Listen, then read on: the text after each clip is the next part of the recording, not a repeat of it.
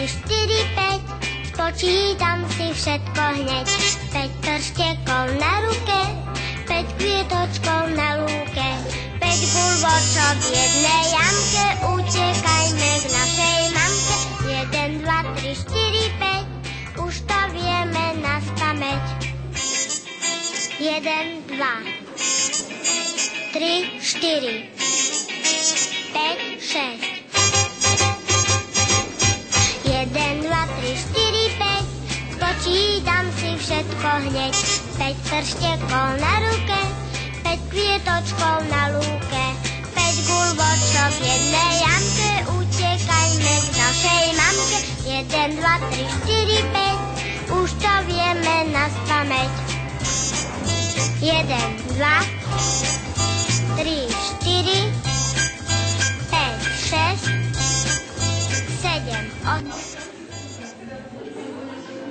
Pán starosta, ale hlavne vy, milí rodičia a milé detičky.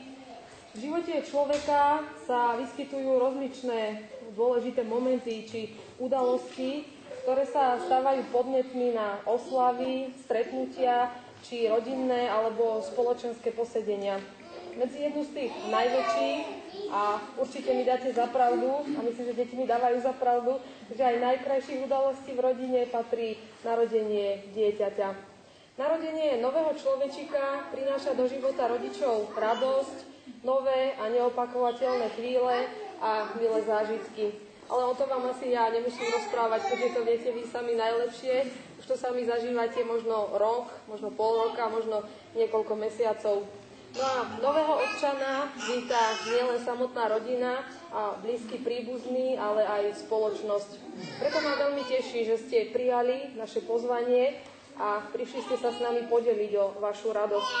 Verím, že k nej prispejeme my krátkym programom, v ktorom si vypočujete báseň, ktorú predniesie Jan Bielik, pieseň Veroniky a Olgy Kozarcových a nakoniec súbor Kamenček so svojím pásmom. Nech sa páči. Jarným kvetom plným rosy, dotmi mi svietiš na bielo. Čo bolo prv, kým si nebolo, len ticho, ktoré bolelo. Dnes je tu hlások bekálkový a úsmev krehký ako sen. Preto ťa, syn môj rozprávkový, cez hory doly prenesiem.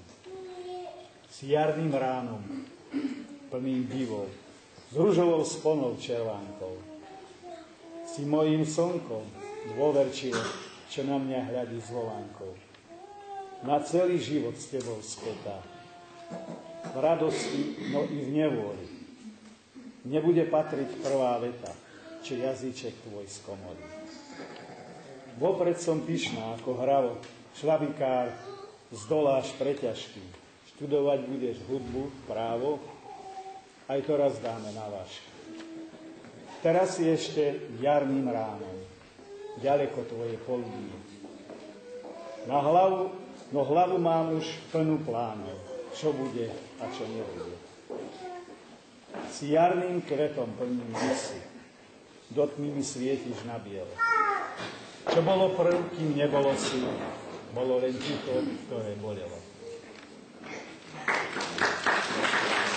Pohlejte mi tichúčko, javorové húsle, nech mi ten môj synáčik na chvíľenku usne. Belíže mi belí, môj anielik bielý, nedám si ťa, nedám, ani za svet celý. Haju, haju, haju, haju.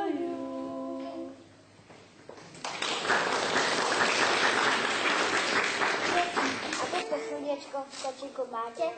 Ak máme v kočíku cérečku milúčku, kto hľadá, uvidí ružovú stužčičku. Ale čo ak chlapca máte, tomu akú stužku dáte? Modrú stužku, pánko milý, aby ste sa nemýlili.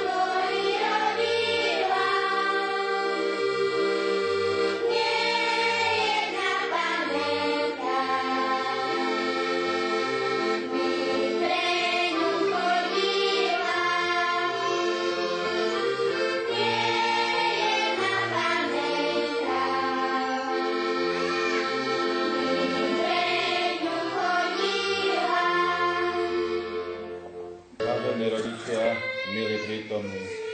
V zastúpení celej obce vás tu vítam tu v kultúrnom dome v našej obce. Zišli sme sa tu pri milej, ale aj významnej udalosti uvítania detí do života. Narodenie dieťaťa je malým zázrakom z rodu nového človeka. Dieťa je pečaťou lásky jeho rodičov. Dieťa spája a dotvára rodinu do uceleného celku. Dieťa... Sami sa nemá prekrikujú. Dieťa je pokračovaním vášho rodu. Hovorí sa, že každý človek prichádza na svet dobrý. Ak je to pravda, potom záleží len na vás, rodičov, aby tá dobrota a nevinnosť sa zachovala do celého rodu. Podľa výzoru v tvári ako rodičov vidieť a cítiť, že vy ste pripravení na túto výchovu a že ste nepremeškali ani jednu minútu. Verím, že sa vám podarí vychovať z vašich detí čestných ľudí, hodných vašej lásky i doby, v ktorej žijeme.